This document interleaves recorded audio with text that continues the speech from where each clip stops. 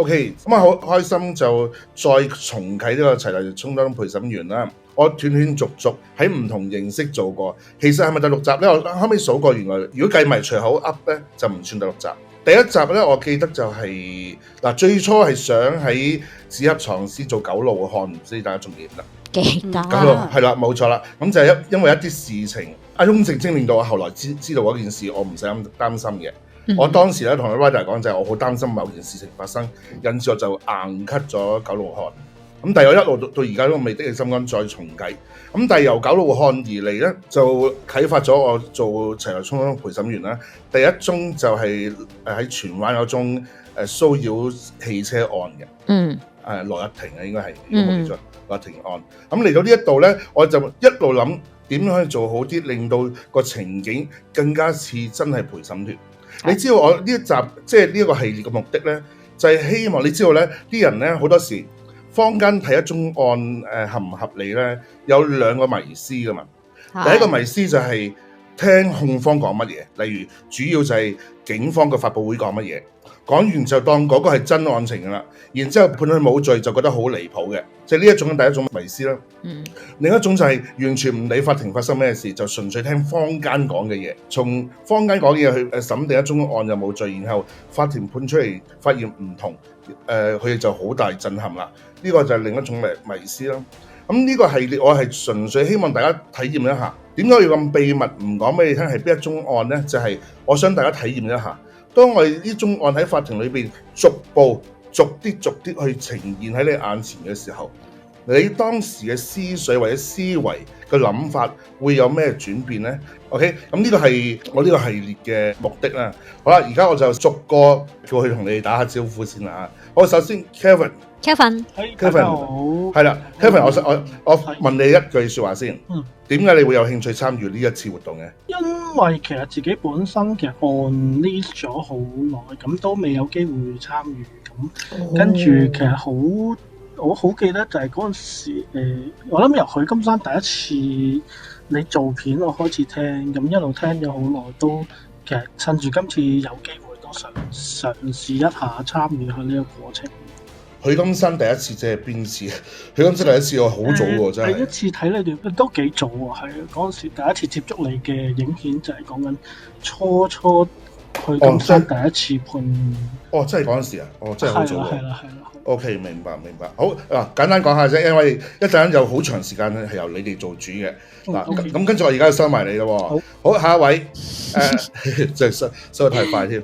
好啦 ，Annie。Hello。好，又問翻你一個問題啊。點解你會想參與呢個活動嘅？因為我不嬲都好想做陪審團，但係咧就冇機會做啦。咁同埋我覺得應該好玩，同埋我真係好想。我平時聽你哋講咧，覺得好刺激，同埋好難去判斷嗰件事究竟邊一邊先至係啱，或者係咯，所以我想試下咯。係啊，同埋咧馬後炮容易啊，即係當你即係一路聽嘅時候就難。同埋另一樣咧就係你亂噏就容易啊，真係最後要嗰個人嘅生死由你決定咧，又係困難嘅。呢個係好多人都感受唔到呢樣嘢。好，Annie， 我又收埋你先咯。好，彤彤，係，好，又係同一條問題啦。嗱，彤彤你就特別啲啦，你係法庭嘅常客嚟嘅，係咪？唔係啊，一次就去咗。你成日都去聽審嘅喎？唔係，我係去過阿余偉發一次啫嘛。咁點解你今次上嚟參與呢個活動？兩個原因嘅，第一個原因就係因為我從來未試過咧，可以同一啲比較高質嘅人士咧一齊玩。哇！你就真係講呢啲，真係一個好嘅機會啦，係啦。啱嘅。咁第二個原因就因為咧現實中咧，我2次都俾人捲咗陪審團，但係最後就冇 case 啊。係啦，咁係好慘嘅，係。如果頂住先啦。對於一個想做陪審員嘅人咧，咁嘅狀態係好慘嘅，係咁好慘。OK， 好明白。好，咁我收埋你先咯。好，阿 Sita。Hello。Sita， 係呢個唔係楊千嬅嚟㗎，呢個唔係楊千嬅，呢個係 Sita 嚟嘅。係。好，問翻你同一條問題，點解你會想參與呢個活動咧？我之前咧又係被抽中過去一次啦，跟住去到現場坐喺度又抽唔中我啦，我就坐聽咗哦，你係因為時間停嚟，之後去到現場，即係坐埋入個庭嗰度抽唔中？係啊，抽唔中喎，跟住。真係咁我都好係好想體驗，所以唯獨是可以靠你就我冇抽獎運。OK， 希望之後有啦。好，又收埋你一陣先。好，跟住阿姐姐啦。Hello，好，經常聽你把聲啦。咁點解你會想參與呢個活動咧？咁啊，現實中冇得做，咁咪嚟呢度試下啦。咁亦都將來有機會嘅話，咁亦都賺到經驗去啦。咁呢個就主要原因啦，呢個係。咁所以今次咧，我都盡量模仿到嘅情景係最接近，希望你哋體驗到當時一宗案你乜都唔知嘅時候，點樣慢慢知道，然後由你去判嘅時候，你會點個心理狀態係點樣 ？OK， 好，又收埋你咯。好，阿 Wing 啊，我哋嘅呢個台，即係今次裏邊所有人裏邊第一次出聲嘅，即係喺我台出聲嘅聽眾嚟嘅。係，好，阿 Wing T 係，好 ，Hello，大家好。都係問下你啦，你點解想參與呢個活動咧？以前咧九路漢嗰陣時咧，我已經覺得好好玩，想參加噶啦。後尾咧就唔知點解突然間冇咗啦。冇咗。咁加上咧，我想洗底啦，有一個神經錯亂嘅神婆變成一個觀眾會覺得原來我都幾謹慎同埋有想法嘅一個少女，就係咁樣。係少女，OK，好，睇下係咪真係少女啦。多謝。好嗱，所有陪審員 OK 好，咁今日佢哋就一陣先會再出嚟喎嚇。好啊，我哋不如講下今日嘅規則會係點啊？阿 Daisy 你係咪會同我哋講解？係啦，今日嘅規則咧，嗱，小醉俠就準備咗好多嘢嘅，成件案件嘅即係一啲證供啦，唔同人士嘅一啲作證啦，甚至乎去到辯方律師同埋控方律師嘅講話啦，一路會去到呢個法官嘅引導。咁喺過程中咧，當然小醉俠啦，我啦同埋阿 Sa 咧都會我哋會有一啲可能recap 啦或者補充嘅。咁呢個時候咧，或者你哋唔明嘅地方可以問我啦。係啦，咁呢個時候咧，陪審員咧，6位陪審員咧，其實佢哋都係會係聽住嘅。不過咧，就我哋盡量咧想模擬翻真實嘅法庭啊，所以佢哋係唔會出得聲嘅。係啦，係咪啊？唔會出得聲嘅。但係呢個階段通常唔會出聲。咁當然都試過嘅，試過呢個階段有啲陪審員都會喺呢度問嘢嘅。咁但係較為罕有嘅，通常陪審員問嘢就退庭商議之後先至問嘅。係啦，所以我哋想盡量真係模擬翻呢一個情形啦。咁會去到法官嘅引導都完埋嘅時候咧，阿小醉俠就會俾6位陪審員自己真係好似退庭商議咁樣。但係好得意嘅喎，佢哋退庭商議即係真實，佢哋韞咗一間房度啊嘛。咁但係我哋而家就係做一個直播嘅退庭商議啦。咁我同埋小醉俠同埋 Sa 都唔會出聲，咁而呢6位嘅陪審團就自己傾啦。咁咧，而各位網友咧嘅留言咧，都係6位陪審員唔會見到嘅。佢哋6個就真係好似入咗間房度，佢哋6位自己傾咁樣。但係我哋就可以一路聽住佢哋6位傾緊啲乜嘢嘢咯。係啦，冇錯啦。咁當然最後啦，傾完之後咧，我哋都好想佢哋今日可以有一個即係結論到嘅。咁我哋再睇啦，我哋睇下個情況。到時佢哋係點咯，係咯。係啦，咁當然最尾咧都會有一個即係真實嘅判案係其實因為呢個最後係會點樣樣，都會小醉俠都會揭曉嘅。係啦，冇錯，即係話呢一宗案其實有個原型嘅。嗱，基本上成個案情完全一模一樣嘅，咁但係我就令到你哋聽咗少少之後，好難去 search 得到，我就將部分嘅譬如年歲啊、地點啊嗰啲改咗咯，令到你 search 唔到呢宗案係邊一宗案咯。咁當然有啲人盡量想做到係用你哋自己去判斷，聽完啲資料再去講翻你哋最真實嘅感受咯。係啦。純粹就到最尾係喺你哋嘅留言區嗰度講你哋嘅判決嘅。係啊，你都可以嘅。而且佢哋喺討論緊嘅時候咧，你哋嘅留言就唔會再放上熒光幕噶啦。例如我而家試下啊，你哋嘅留言可以彈走嘅。OK， 即使佢哋喺度討論緊嘅時候咧，為防你哋嘅留言會騷擾到佢哋，所以我哋會整走咗佢嘅。咁就彷彿佢哋真係6個人關埋房門喺度傾，咁只係我哋全部人都可以偷聽咁解嘅啫。係啊，點我哋聽到㗎，我哋係聽住佢哋退庭商議㗎，就係一個退庭商議，但係全世界都聽到嘅退庭商議。係啦，佢哋又唔當我哋存在咁樣咯。OK，嗱，我哋暫時係咁多先啦，你慢慢就會知道成個流程會係點啦。我哋真係開始單案啦，好唔好？嚟啦，嚟啦！本案發生喺2011年3月23日晚上至第二日凌晨，地點為一座舊式住宅大廈嘅樓梯間。案發嘅時候，38歲嘅被告被指強姦咗素未謀面嘅65歲嘅受害女子 X。當晚 X 喺度探望朋友並飲用咗數罐啤酒之後，喺凌晨時分離開朋友住所，步行落樓嘅時候喺梯間遇上被告。控方指控被告突襲推倒受害人，並進行性侵犯行為，包括強行撫摸及脫去受害人嘅衣物，導致受害人下體受傷同埋大量出血。事後，被告匆忙離開現場，而受害人喺驚慌同受傷情況下離開大廈，最終獲途人協助報警。警方接報之後，迅速展開調查，透過閉路電視片段同埋現場證據，成功鎖定被告嘅身份，並喺第二日凌晨喺佢住所裏面將佢拘捕。被告當時正喺屋企裏面廳中瞓覺，警員上門拍門，被告太太將正熟睡嘅被告叫醒，警方隨即將佢拘捕。佢係一名嚟自內地嘅地盤工人，已婚並育有子女。被告人最後被告上法庭，控以強姦罪。而被告雖然承認自己就係被 CCTV 拍到嘅男子，但就堅決否認強姦罪。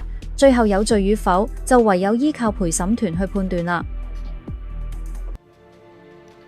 OK， 好。咁啊，大家聽到個案情係點樣啦？係咪？OK， 好啦。咁點睇啊？兩位主持，你聽完呢個案情之後有咩第一個感覺係點啊？我想問點解係點啊？而家係諗住告佢咩啊？強姦係啦，你係咪覺得好奇怪？係啊。嗱，首先你而家發現咧，佢爭議嘅咧就唔係嗰個人喎，即係佢冇爭議呢件事喎。佢就都認嘅喎，我就係嗰個人咯，我就係嗰個俾你影到嗰個人咯，我就係嗰晚搞佢嗰個人咯。成個案情咧，你就聽到最後告佢強姦喎。係咪？嗱，你記唔記得強姦罪嘅控罪元素？考下你先，問下書先。咁首先就係不願意，唔係當事人係喺唔願意嘅情況之下，又或者嗰個人係罔顧當事人係否願意嘅情況之下，發生咗一啲性行為，啱唔啱啊？啱90%，攞唔到100分嘅原因係咩咧？都好深，我相信冇人會知道嘅。真係咩？就係，所以我都唔會知道。係啦，冇錯。其實就係唔係話嗰個女事主唔同意，而係個被告明知佢唔同意，或者罔顧佢同唔同意之下，同佢發生性行為。嗰個性行為係包括乜嘢呢？嗱，如果嗰個性行為只係摸佢，咁呢個就係非禮啦。係啊。咁如果個性行為係將佢下體插入，呢個就係強姦啦。呢個兩者嘅分別其實就係呢一個。一定係讓佢。係啦，問得好，問得好，係一定係讓佢，其他都唔計，腳趾公唔計，手指公唔計，一定係讓佢。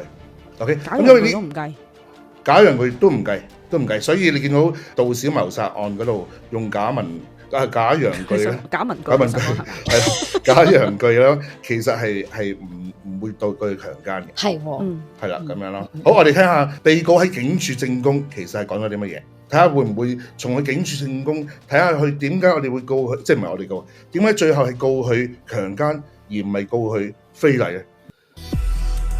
案發當晚大約凌晨12點半，我飲醉咗酒，從朋友屋企離開。當我行樓梯落樓嘅時候，喺4至5樓之間嘅梯間遇到一名大約30-40歲嘅女士。佢當時自己一個坐喺樓梯，我主動向佢搭訕。由於當時飲咗酒啦，我起咗性慾，於是伸手撫摸佢嘅胸部。佢立即反抗，用口咬傷咗我右手同左邊耳背。我承認，我的確曾經將手伸入佢嘅外褲同內褲入邊嘅，但我並冇拉低佢條褲㗎。當我將手抽出嚟嘅時間，發現手上有血，所以我就好驚啦，所以就打咗佢一巴掌，然後就離開現場啦。我必須要強調，我從來冇除低自己嘅褲，更冇強姦佢嘅。之後我返到住所嘅時候，發現自己忘記帶鎖匙，而管理處又冇人替我開門喎，所以我就好嬲。後來有人開門，我就行入大廈啦。當時嘅管理員唔喺度，我將手伸入管理處，將一個花盆掃到地上，仲整爛咗一個電視熒幕添。之後我就返到自己嘅單位，但係嗰晚因為飲醉咗，我唔記得將拖鞋攞返嚟，所以我係赤腳返屋企嘅。好，咁聽到有冇啲咩蛛絲馬跡，知道點解最後係會告佢強姦呢？暫時聽到呢度係冇嘅，但係佢認咗非禮咯。係啦，相等於認咗非禮啦。有幾點我哋見到佢等於認咗非禮啦。例如佢話佢有反抗啊嘛。係咯，係啊。又佢講話佢有反抗，咁好明顯佢知道呢個反抗行為代表佢唔同意啦。嗯，係啦，咁或者罔顧佢同唔同意，或者係唔同意啦。嗯，話咁中咗得一樣咯喎。咁而家你見到咧，佢個口供咧，第一樣就係佢話佢係30-40歲喎，都幾離譜喎。係啊，一個65歲嘅阿婆，真係飲大咗咯。可能係飲大咗啦，或者嗰位女士咧，其實望落去係好後生，有噶嘛。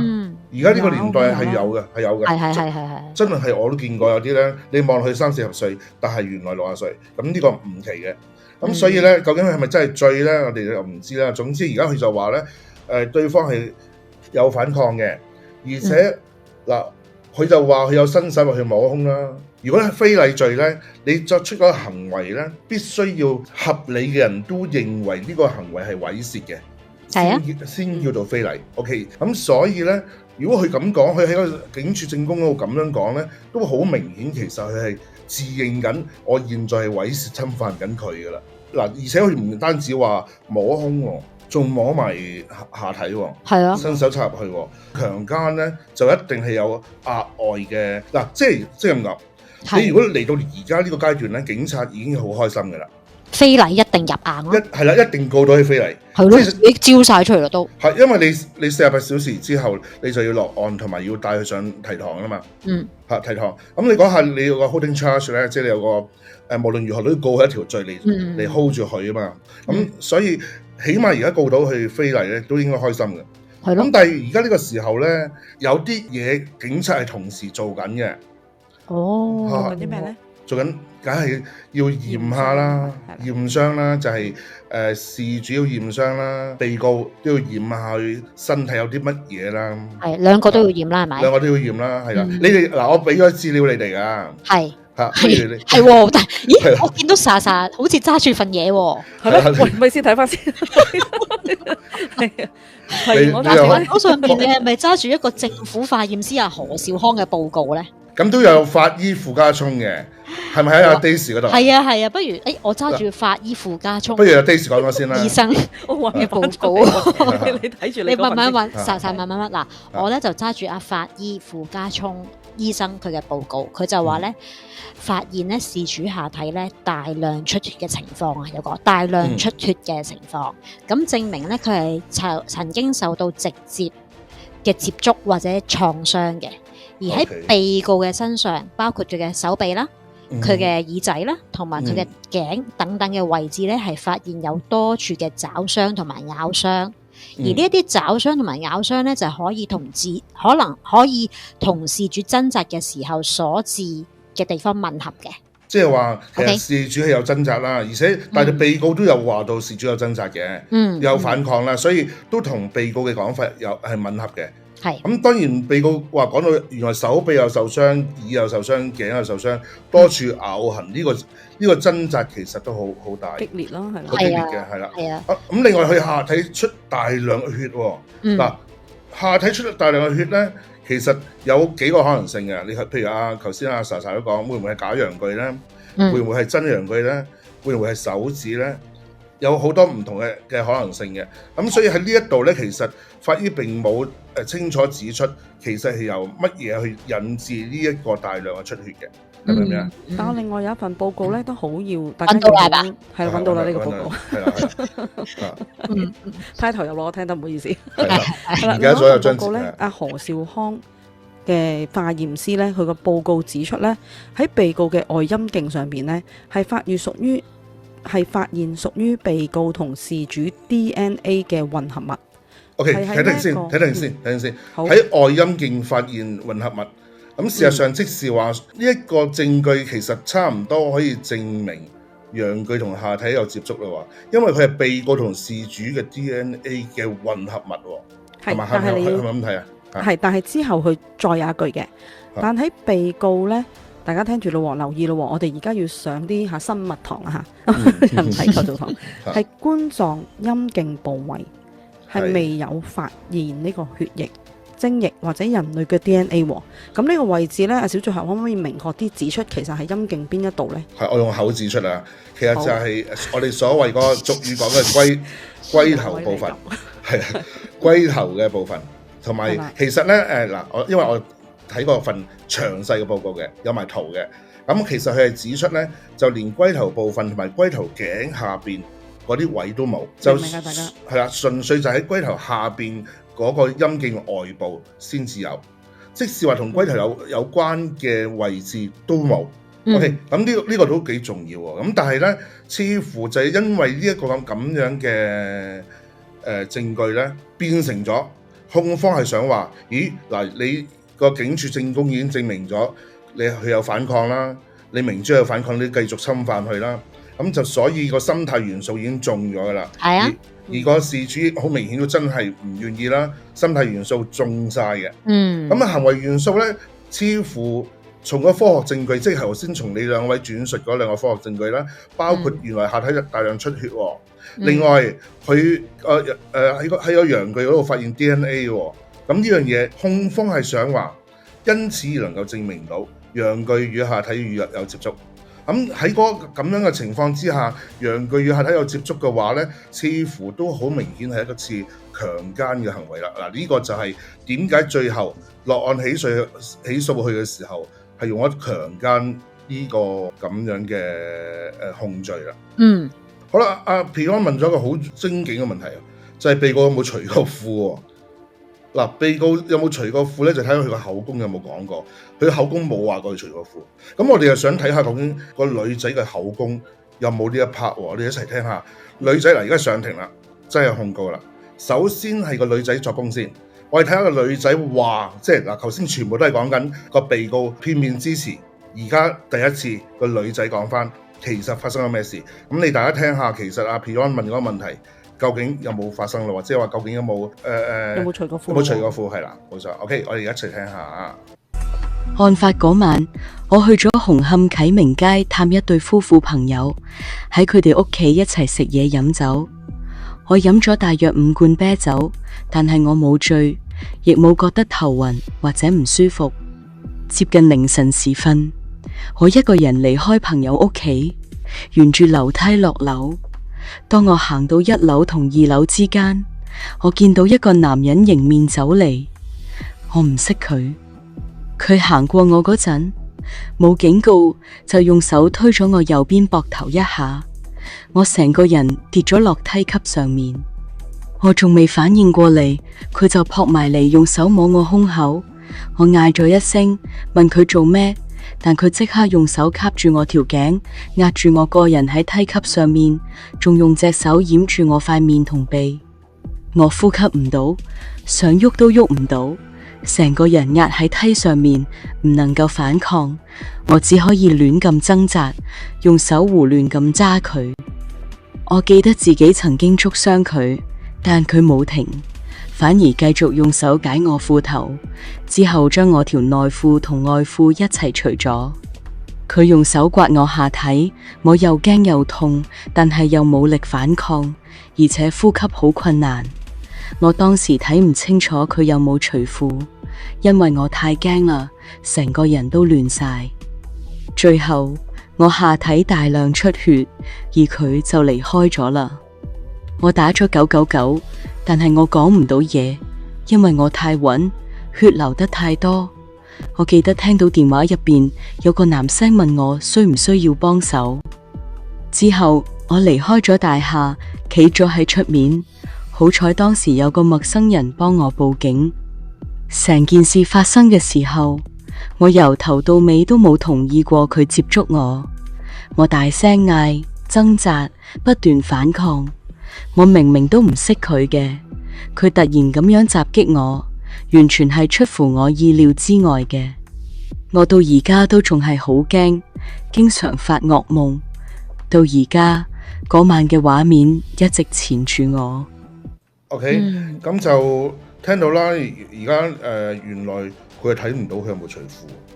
不過咧，其實你呢個 AI 做得唔係咁好喎。係啊係啊，因為唔夠情緒啊嘛，係嘛？係啊，你想話？據我哋所知係應該受害者即係作供嘅時候係好激動嘅。係啊，好激動嘅，而且停過幾次嘅，所以就絕對唔係而家呢個 AI 做得咁平和嘅。但係實在我揾唔到另一個 AI 可以做得好。下次揾我配啊嘛。係咯，我真係冇咁做添，我唔好意思啊嘛。好啦，嗱。而家你見到咧，原來個爭議點咧，如果喺個女事主同埋個被告之間咧，就只有一個爭議點咁滯嘅喎。個爭議點就係佢係咪自願？啊，唔係喎，被告未喎，直頭冇爭議點添喎。如果冇爭議點，係而家直頭冇爭議點喎。個爭議點即係來自同法醫同埋政府法驗師啫喎。你話好嘢喎，你哋好心水清啊！爭議點就係係咪爭議點咧？而家係搞唔清一件事，就被告話佢冇入到，咁但係咧，因為佢話佢走啦，咁但係咧阿事主就話佢都唔知有冇。係啦。呢個唔算爭議點，因為點解唔算爭議點？唔係啦，唔係爭議點呢個。係啦，爭議點通常就係你話有，我話冇，就個爭議點啦。呢個係一個唔清楚嘅地方咯，係咪？唔清楚係啦。其實有冇進入去已經係一個爭議點啦。一個直情係咯，佢話佢唔知啊嘛。嗱，一個話冇，一個話冇，一個話唔知啊嘛。咁咪唔係爭議點。咁樣唔係爭議點啦。係啦，冇一個控辯雙方爭議嘅地方。係啦。嗱，但係而家其實有嗱，應該咁講，控辯雙方有爭議呢一點，但係事主同被告之間就冇爭議呢點。因為事主自己係冇話到，事主係唔清楚，咁唔清楚即係話佢唔能夠否定被告嗰個講法啦。咁但係而家邊個否定被告嘅講法咧？就係控方，主控官，因為佢哋認為咧，法醫同埋政府法驗師兩個嘅證供加埋，即係嗰個科學證據加埋，能夠證明到你當時一定係可以，即係一定係曾經。進入過去嘅陰道嘅，呢個就係控辯雙方嘅爭議點喺呢一度出現，就唔喺個證供裏邊出現，即係事主嘅證供咧，仲未造成爭議點。OK， 要聽埋後邊先。要聽埋後邊係啦，冇錯啦。而家我哋又嘗試聽下，究竟其他證人，包括頭先實同埋 Daisy 提供嗰啲資料，佢哋上庭嘅時候，佢哋又點講？控方除咗傳召受害人 X 為主要嘅控方證人之外，亦都傳召咗另外9名證人上庭作供，當中5名係證供鏈證人，另外4名係目擊證人同專家證人。以下係佢哋喺庭上所作嘅證供摘要。首先係林淑賢女士，佢喺案發當晚凌晨1點15分左右，於紅磡啟明街旺德大廈門外睇見被告。佢描述被告當時情緒激動，不停講粗口，而且冇着鞋。被告隨後從褲袋中取出鎖匙，自行開啟大廈鐵閘，走入管理處，並且將一個花盆摔落地下。另一位係政府化驗師何兆康先生，佢喺被告嘅外陰莖上檢出一個混合 DNA 樣本，屬於被告同受害人 X 嘅混合物。不過喺被告嘅冠狀陰莖部位未有發現任何血液、精液或者其他人體 DNA。佢指出，如果被告用手觸碰過 X 嘅血液，然後再觸碰自己陰莖，呢一啲血液必須仍然濕潤，否則無法轉移。之後係法醫傅家聰先生，佢曾經替被告進行身體檢查，發現被告嘅左耳、頸部、雙前臂、左手腕同手背、右腳前方同尾指均有瘀傷或者擦傷。佢解釋，血液乾涸嘅速度會因應氣溫、濕度、血量及風速等環境因素而有所不同。最後係市民陳立武先生。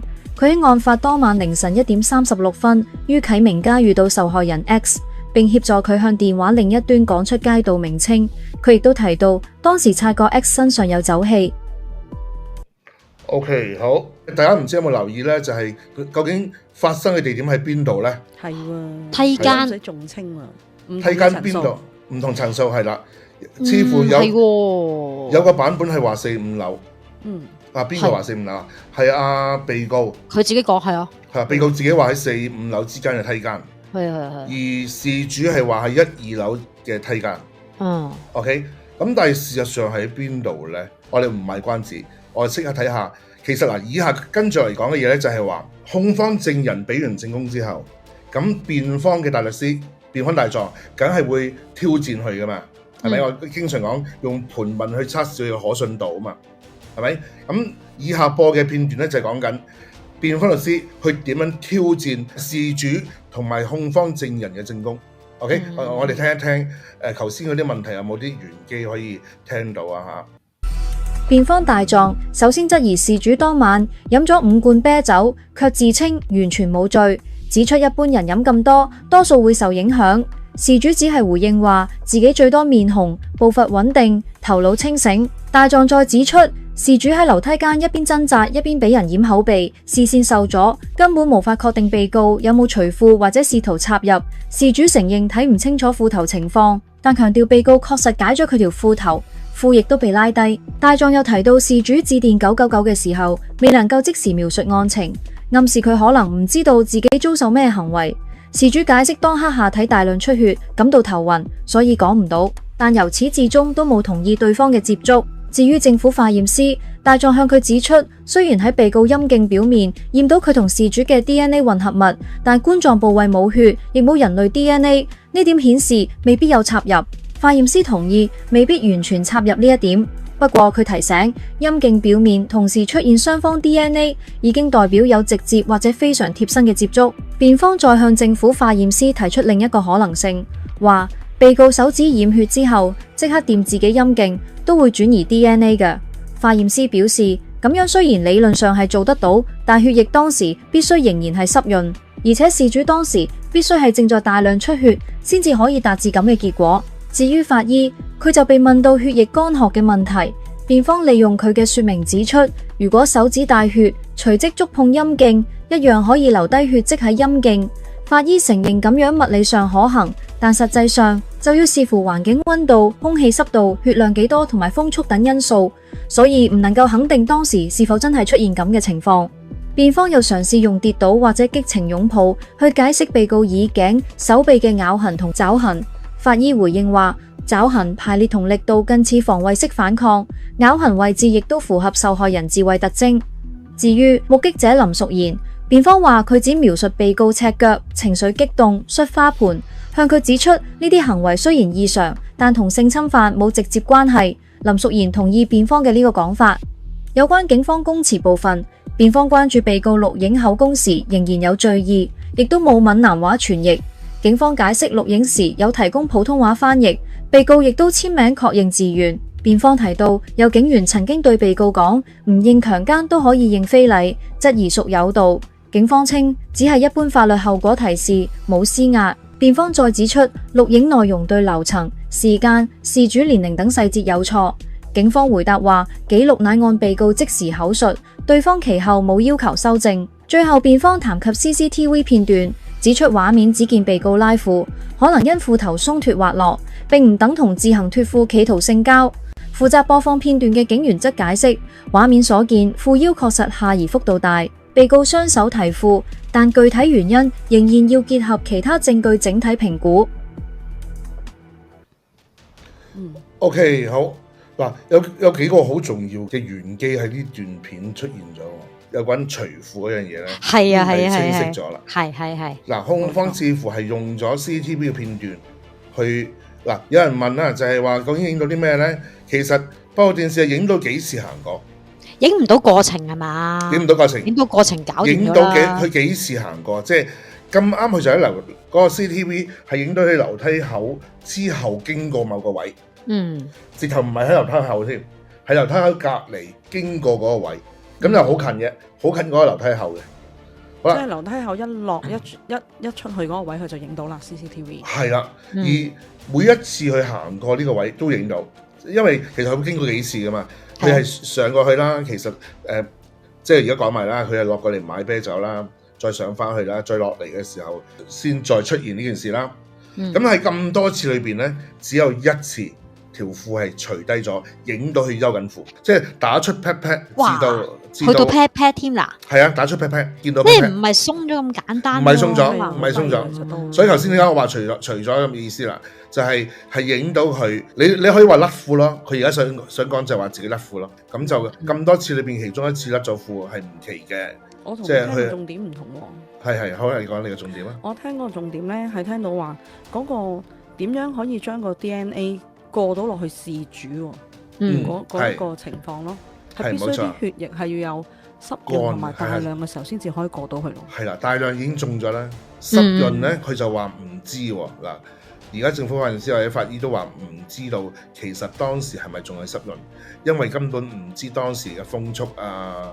但係咁，你轉移嗰個 DNA，化驗師表示理論咧係可行嘅，但係個血係要保持濕潤啊嘛。係啊，好重要咯，啲血好重要，係時間又好重要啦，係咪？係啦，時間就好重要啦，係啦，所以咧就究竟佢幾長時間之後翻到屋企又去廁所咧？咁樣咯。嗱，不如呢啲咁嘅疑問咧，我哋咁樣講都講唔到啦，因為我哋仲未聽一個好重要嘅證供。好，我哋未聽被告證供啊。嗱，點解我去到咁後先播被告證供咧？就係喺法庭上面都係咁樣嘅，就係所有控方嘅舉證晒啦，先睇下被告需唔需要答辯嘅。所以無需答辯咧，係成嚿嘢可以解散嘅，當庭釋放嘅啦喺呢個時候。咁但係如果需要答辯嘅時候咧，佢仲有幾個選擇。而家得翻兩個選擇啦，以前有3個選擇，而家得翻2個選擇，就係佢係可以上庭作供，或者不上庭作供。咁今次佢係選擇上庭作供。嗱，點解佢選擇上庭作供咧？你其實從頭先辯方盤問嗰時咧，仲有另一個蛛絲馬跡嘅。不過而家講埋啦，不如個蛛絲馬跡就係似乎被告而家想全盤推翻所有嘢喎。你有冇發現咧？個辯方律師係話會唔會去激情擁吻之下，造成咗傷勢啊？嗱，呢個講法咪同個 VRI 嗰個講法唔同咗咯，相反嘅。嗱，所以點解喺呢個時候，辯方律師喺盤問嘅時候已經透露咗，似乎被告係想改變佢個抗辯立場啦。係，所以你聽到咧，辯方律師亦都講啦，就係話其實警察啊喺佢仲係醉嘅時候就已經錄影啦。警察咧，而且誘導佢啊，話俾佢聽嗱，你唔認強姦可以認非禮噶，而且警察冇安排閩南話嘅翻譯啊。咁所以你會見到咧，似乎咧被告係想推翻警署嘅證供啦。如果唔係咧，佢唔會無端走去 challenge 嗰啲警察嘅做嘢方法啦，係咪？咁所以你見到佢點解無端 challenge 咧？就應該你將會聽到嘅被告作供咧，可能同佢警署講嘅版本咧就截然不同咯。OK， 好，咁我哋而家就聽下究竟個被告喺庭上邊嘅證供變咗乜嘢，係咪？係啦，冇錯啦，有咩改變啊？你啊，2001年我由福建嚟香港定居，喺地盤做嘢，已婚，有2個小朋友。我住喺紅磡啟明街旺德大廈天台。2011年5月26號晚，我放工之後去咗網吧買咗啤酒，一邊飲一邊上網。之後我打電話俾地盤判頭何文佳，佢話喺朋友阿玲屋企飲緊酒，就叫我過去。我買咗12支啤酒去揾佢哋，一齊飲到凌晨。我好醉，離開嗰陣行到樓梯，突然記得部電話唔見咗，就接返去揾。經過2樓同3樓之間，我見到有個女仔坐喺樓梯，我唔識佢，但佢同我打招呼，我都坐埋去同佢傾咗幾句。之後我有啲衝動，就親咗佢塊面、條頸，又隔住件衫摸佢胸，大家可能失咗平衡，一齊跌咗喺地下。我扶佢起身，問佢有冇事，佢話冇事，仲笑咗下。我哋再傾偈，再親嘴，我就用手伸入佢件衫，隔住胸圍摸佢胸，佢冇拒絕，仲發出啲聲。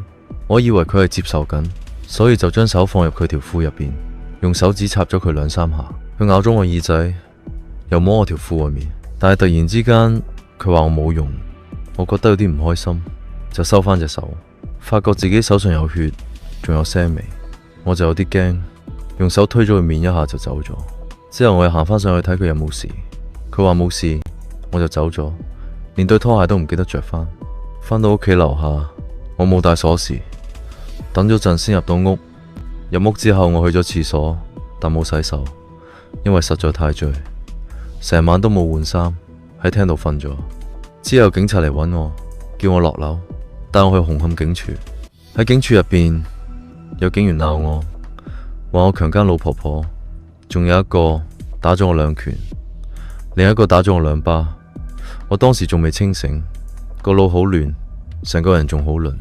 佢哋之後同我講，如果我唔認強姦，可以認非禮，會好啲。我驚，真係驚，唔知點答。後來佢哋幫我錄咗2次錄影會面，但我冇睇過啲碟，亦唔知我有權要求再錄過，改翻講法。我記得第一次講話係喺4樓至5樓見到 X， 但係其實係2樓3樓。我講咗好多時間，地點都唔啱。我唔係唔想講真話，但當時我醉，聽唔清楚，又冇人幫我翻譯閩南話，我根本唔係喺願意嘅情況下講出嗰啲說話。我承認我有觸摸佢，但我冇強姦佢，亦冇諗過要咁做。嗰一刻我真係醉咗，搞到成件事變成咁。我冇預謀，冇暴力，只係誤會咗佢嘅反應。OK， 好，咁又聽到啲咩玄機呢？玄機就係唔同晒咯，係啊，真係唔同晒，完全係冇一樣嘢係一樣喎。係啊，係啊，所以佢一定要上庭作供嘅。頭先實話嗰樣嘢咧，即係話佢可唔可以因為我口齒不靈所以就唔上庭作供係得嘅，但係有冇利咯？係嗱，正如我之前講大埔劏房案咧，我咪講過話嗰個兇手唔上庭作供係好傻噶嘛。咁喺某啲情況之下，你唔上庭作供係好傻嘅。今次都係嘅，如果佢唔上庭作供就好傻嘅，因為你將會推翻你原本嗰件事啊嘛。而嗰件事你係親身目擊者之一啊嘛。而家對另一方上嚟講咗嘢啦，你唔上嘅話，當然你係有權唔上咁，但係你點用你嘅案情去冚對方嘅案情啫？咁所以佢至少要上庭講翻真正嘅案情係咩樣。而家佢就龍鳳大調轉啦。就係完全調轉晒啦，係雙方擁吻啦，甚至係對方挑釁佢添啦，想講到係咁喎。當佢嘅即係佢呢個真係優點嚟咩？因為佢而家講緊呢個證供係同佢第一次嗰份證供係嚟咗個大逆轉嘅喎。成個情景意境係完全唔同晒嘅喎。係啊，咁如果佢唔上庭作供，邊個提供呢一個版本？嗱，你除非係認罪咯，認翻之前講嘅嘢咯。嗱，係啊，你問得好啊，其實佢而家就係想連非禮罪都唔認啊。係咯，係啊，就係呢個嘅玄機就係呢樣嘢啦。佢點解要大扭轉咧？就係佢連非禮罪想打甩埋。如果佢肯認非禮罪咧，可能冇咁大件事嘅，即係佢亦都真係唔使上庭作供嘅。係啊，但係因為佢已經唔認啊嘛，佢唔認嘅時候，佢而家已經去洗濕咗個頭，翻唔到轉頭，佢唯有要咁樣咯。係啦，即係嗰個都有做過嘅嘅話啦佢一定有做過啦，即係一定係有認咗噶嘛。咁但係佢而家就係話想非禮都唔認，所以就重新嚟過啦。咁由於要重新嚟過咧，就要解釋究竟點解佢當初會咁樣落證供。咁，所以佢就話警察咁樣咯，有啲不當嘅行為咯。主要係呢幾咯，佢其實咧都係啦。咁仲有佢有一個好加咗一個情節，就係佢翻屋企冇洗手嗰度咯。佢應該都係想表達一啲嘢嘅。係啦，因為佢知道其實控辯雙方嘅立場係乜嘢啊嘛。咁所以呢度佢都會應該咁講，因為而家段片咧就講到佢自己一炮過講晒啲嘢出嚟啫。事實上真正嚟講喺主問階段咧，係由個辯方律師一路問佢，係一問一答咁樣引導佢講出嚟嘅。係咁，所以佢講咩內容咧，係由個辯方律師問佢引導佢嘅。係啦，咁但係當然其實又唔可以引導噶嘛。所謂引導即係唔可以引導嘅，係即係唔可以有 yes or no 嘅 question。咁但係其實就真係引導住佢將成個故事講晒出嚟。咁樣咯，咁所以嗰個辯方律師引導佢咁樣講呢個故事出嚟咧，其實就係想去喺呢幾方面去再抗辯咯。咁所以而家你見到咧，好大可能個抗辯立場咧已經改成為佢完全連非禮罪都唔認噶啦。咁樣咯。OK，咁但係我哋而家仲未聽其他證人喎，控方仲有其他證人噶嘛？咁我哋聽一聽控方其他證人其實講咗啲乜嘢嚇。除咗被告親自上庭作供之外，辯方亦都傳召咗唯一一名辯方證人出庭作供，佢係被告嘅朋友何文佳。何先生表示，案發當晚佢同包括被告在內嘅7至8位鄉里朋友，正喺紅磡啟明街一位名叫阿玲嘅朋友屋企中聚會飲酒。何先生回憶，被告喺當晚約晚上9點48分抵達現場，其後按照佢吩咐到樓下購買葡萄酒，再於10點14分返回，眾人一直飲酒至凌晨。何先生證實，被告離開嘅時候明顯已經醉酒，並且不慎遺下咗手提電話。佢亦都指出，被告飲咗唔少酒，離開嘅時候步履不穩，神志亦都非十分清醒。係辯方證人啊，係呢個係辯方證人啊，係啊，sorry 啊，錯咗啲嘢，係有少口誤，係呢個辯方證人嚟嘅嚇。呢個辯方證人冇乜用嘅，其實係咯，純粹係證實發生咗件事啫嘛，都唔使證實啦，證實佢真係有飲酒咯，係咯，係啊，冇錯係啊。咁所以而家去到呢一度咧，我懷疑啲陪審員咧，即係我哋參與呢個節目嘅陪審員咧，應該好開心啦嘛，因為係啦，都好容易判斷啦，仲有乜嘢可以判斷啊 ？OK， 好，我哋唔講咁多嘢，我播埋呢個控方點樣盤問翻被告先。控方盤問被告嘅時候，首先質疑佢聲稱案發嘅時候醉到反應遲鈍，但竟然清楚記得當晚到朋友屋企嘅時間係9點48分，之後又記得出去買葡萄酒，10點14分返到朋友屋企。控方問被告點解醉到咁嘅情況仲記得時間咁清楚，被告就答佢只係話自己係大約記得個時間，而無法進一步解釋㗎。跟住控方向被告播放咗大廈嘅閉路電視片段。片段顯示被告喺案發之後從樓梯出現，短褲滑落到臀部以下，需要用雙手提起。控方就質問被告，如果佢從來冇脫過褲，點解會出現咁明顯嘅褲頭下滑？被告話因為條褲鬆。控方再追問佢點解條褲偏偏係你同事主接觸之後就即刻鬆，被告無法提供進一步解釋。控方再指出法證結果喺被告陰莖表面驗到事主嘅血液 DNA， 要求被告解釋呢啲血點樣轉移到陰莖上面。被告就重複佢之前嘅講法，可能係我隻手掂到血之後再掂自己陰莖轉移到上去。控方跟住追問，咁點解從閉路電視睇到你嘅手背反而唔見有大量血跡？被告未能提出具體解釋，只係話當時係咁樣發生。跟住控方講到被告身上嘅傷痕，質疑被告嘅耳背、頸側、前臂嘅周痕同咬痕集中喺容易被襲擊嘅位置，似係防衛式傷痕，而唔似係被告聲稱嘅激情擁抱。被告就回應可能係跌倒，加上親熱嘅動作造成。控方又指出，如果係雙方自願，點解事主下體會大量出血，仲即刻出去求助？被告只係回應我唔知點解會咁。另外，控方質疑被告離開樓梯間時冇住拖鞋，之後赤腳喺自住大廈門口摔爛花盆同電視，問佢係咪因為驚慌逃避。被告就解釋係因為我飲醉酒，加上冇帶鎖匙，所以一時激動。控方最後提到，被告話佢喺警署曾經被警員掌摑同毆打，但醫療報告並冇發現被告頭部有新嘅傷痕，質疑佢嘅講法係為咗影響口供嘅可信性。被告回應未必一定睇得出傷痕。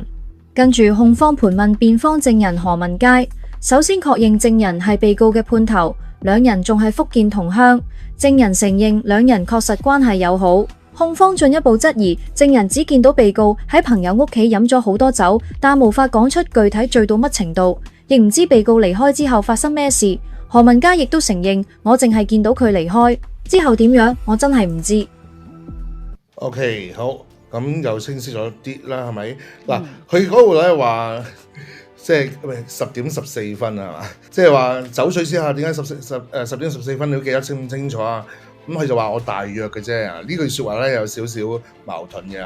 我之前講盧爸爸襲擊案都講過呢一點嘅，就係你講嘢太過清晰，嗰個清晰到咧，你個準程度準到咁樣嘅話咧，即係如果你個朋友同你一齊話都係14分嘅話咧，呢個係有可疑噶嘛。係。咁你就要問你啦，我要問下你，係啦，你通常答3咁樣噶，係啦，我唔會講14分噶嘛。咁你點解唔係15分啦、14分啦？如果係出現喺兩個人嘅口供咧，就更加可疑啦。就係兩個人都話14分，呢個係咪靠口供而嚟嘅咧？咁所以即係主控官咧，其實都想係帶出呢一點嘅，就係你講啲時間咁清晰，其實係咪有啲嘢啊？你係話講到自己咁醉，你點會話係因為一14分啊？開始係講9點48分，之後先至講10點14分，全部都係好撩撚嘅喎。係啦，除非你能夠解釋到啦，例如話因為14分咧。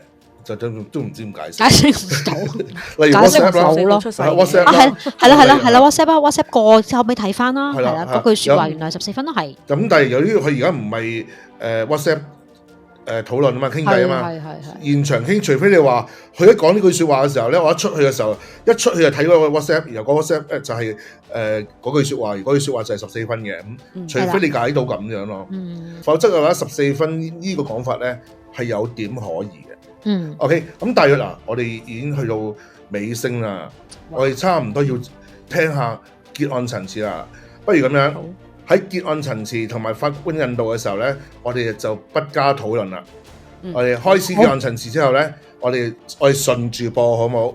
我哋3樣，我而家將會播控方結案陳詞、辯方結案陳詞同埋法官嘅引導。完咗之後咧，我亦都唔再討論，就進入陪審員討論時間啦。好啊，好冇？我哋開始啦，好緊張啊！係啊，好緊張啊！好，各位陪審員，本案嘅事實非常。